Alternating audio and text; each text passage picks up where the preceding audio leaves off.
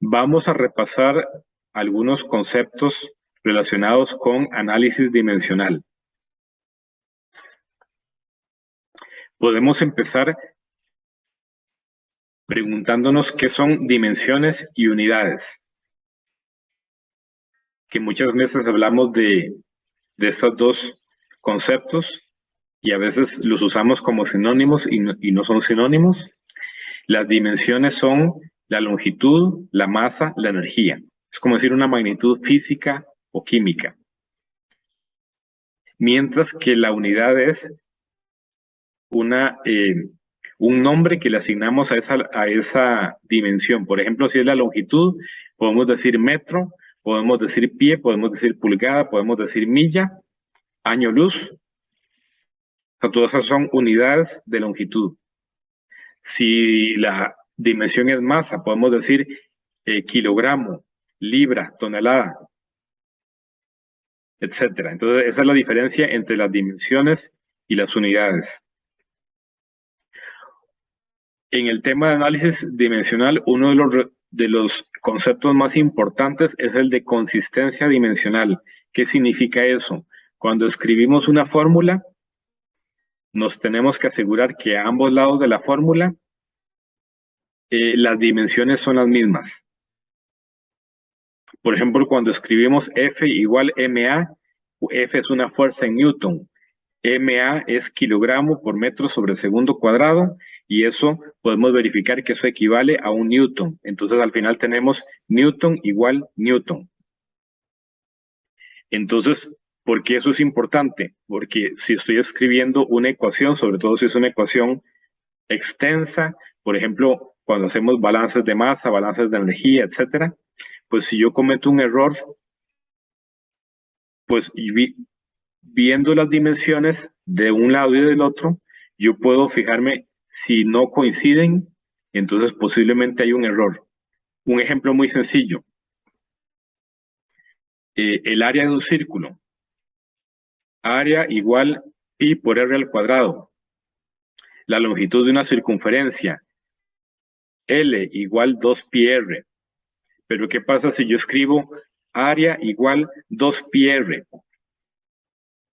Si yo analizo dimensionalmente, de un lado tendré metros cuadrados y del otro lado tendré metros. Entonces me doy cuenta que hay un error. Otra posibilidad sería que yo escriba por error área igual pi por r. Se me olvidó el cuadrado.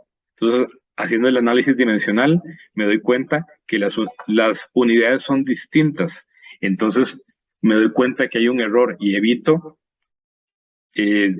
por ejemplo, un error de diseño de un equipo. Otro concepto importante del análisis dimensional es que solo se pueden sumar números que representan una misma dimensión. Es decir, yo no puedo sumar 2 metros y 3 kilogramos. Yo sumo 2 metros y 3 metros. Puedo sumar 2 metros y 4 pies. ¿Por qué? Porque el pie es una unidad de longitud. Entonces yo puedo convertir los 4 pies en metros, por ejemplo. Pero yo no puedo convertir los 3 kilogramos en metros.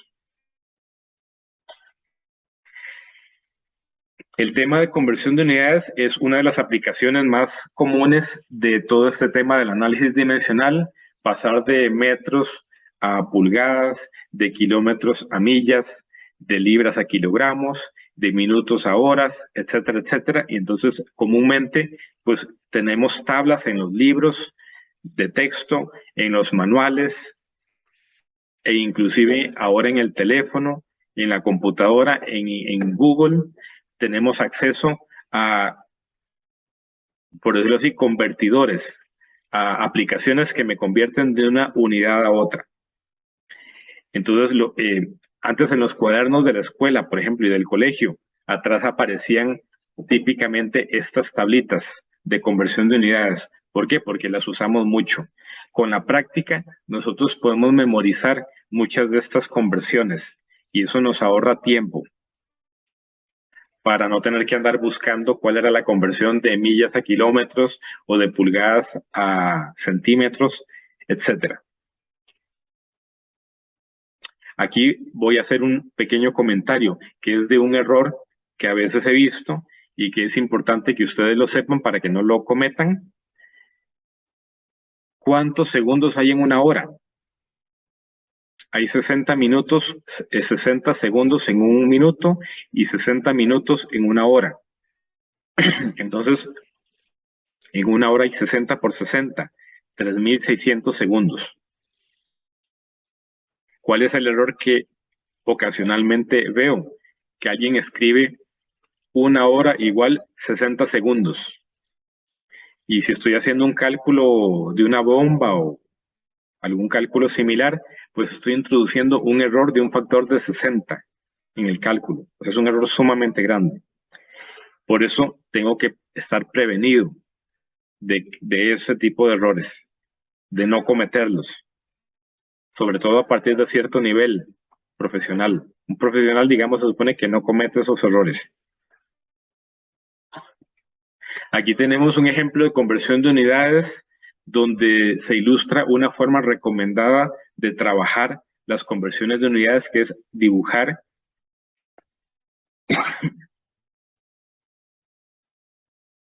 vamos a ver,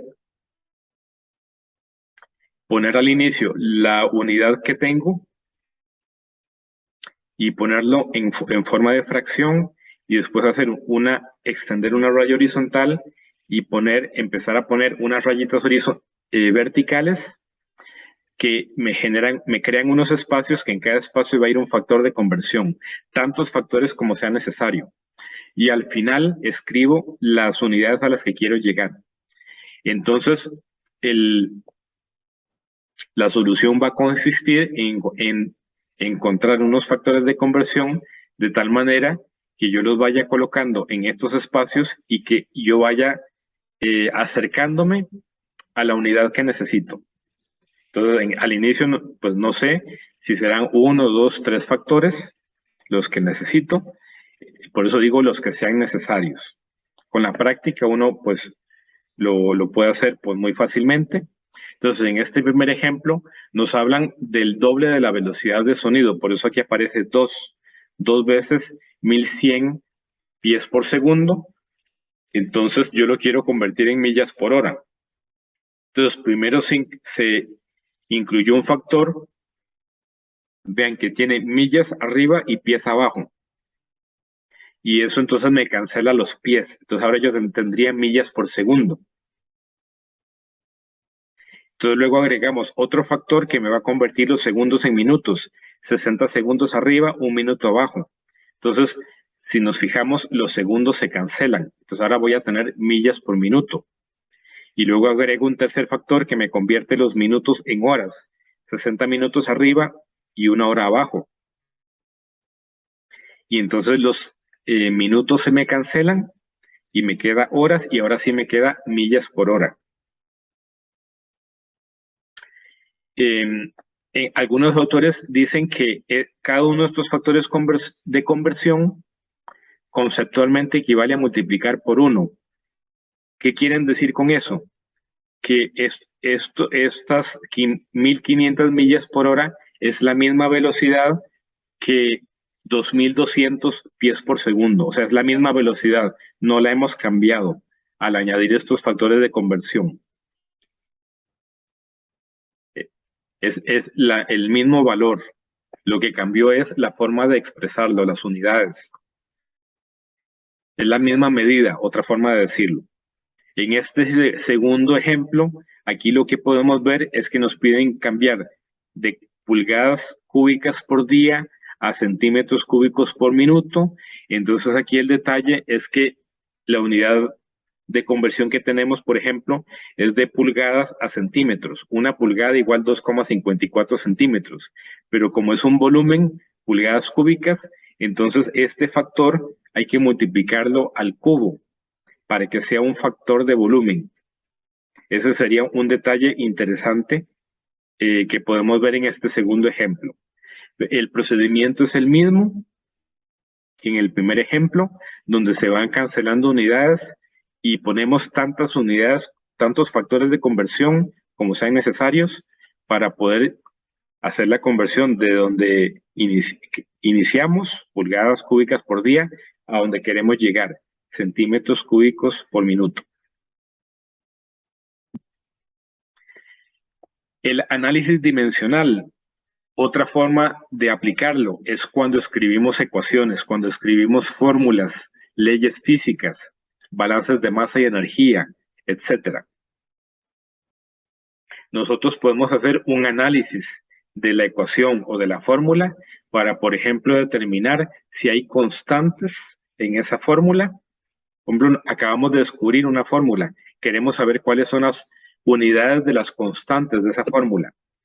Entonces nosotros podemos hacerlo mediante un análisis dimensional. ¿Cómo lo hacemos? Como dijimos, tiene que haber consistencia dimensional a la izquierda y a la derecha de la fórmula.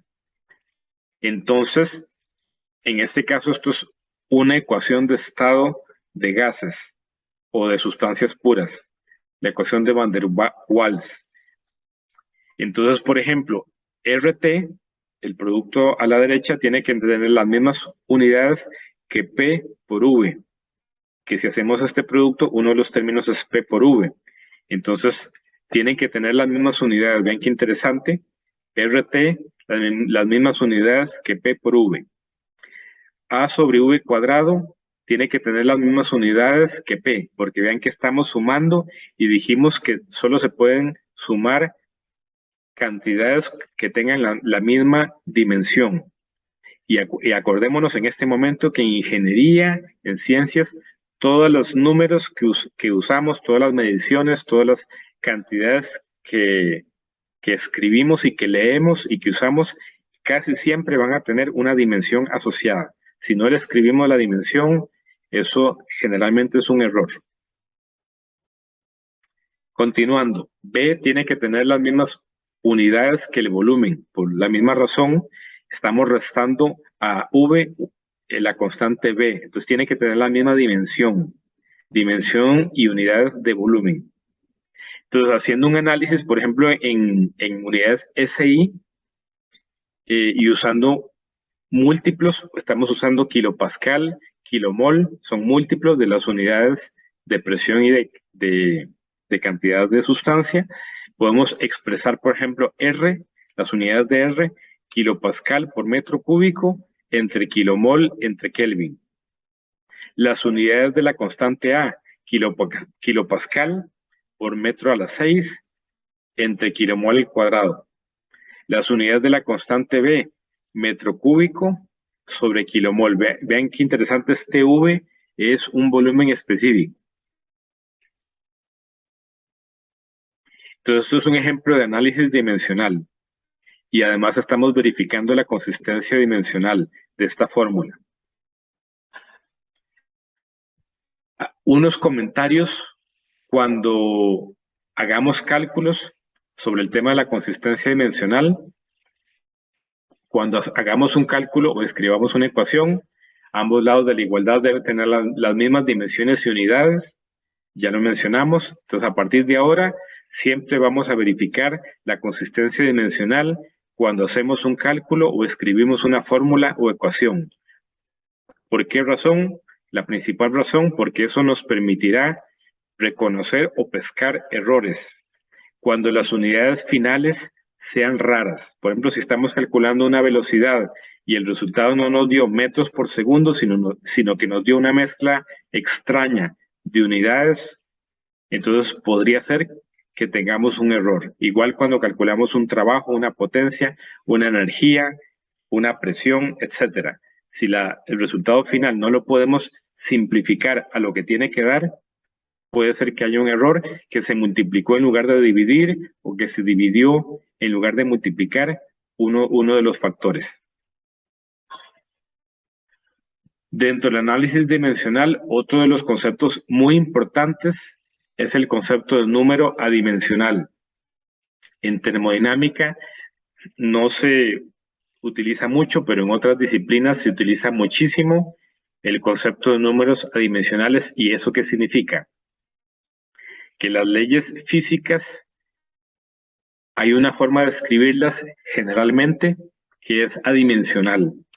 Y de hecho, esa es también otra manera de ver si una ley física está bien planteada debería ser posible escribirla en forma adimensional, del lado derecho y del lado izquierdo. Y eso implica generalmente que vamos a tener combinaciones de variables que cuando esa combinación, cuando analizamos las unidades, resulta que se van a cancelar todas y queda adimensional. Y esos son los famosos números adimensionales.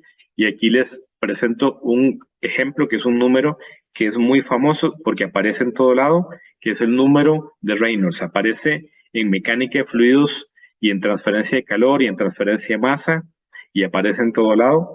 Y entonces, vean, por ejemplo, si yo hago el diámetro o la velocidad por la densidad y divido entre la viscosidad de un fluido y todas esas variables las expreso en función de las unidades fundamentales del sistema SI, pues yo puedo demostrar que todas se cancelan y que al final esta combinación es adimensional.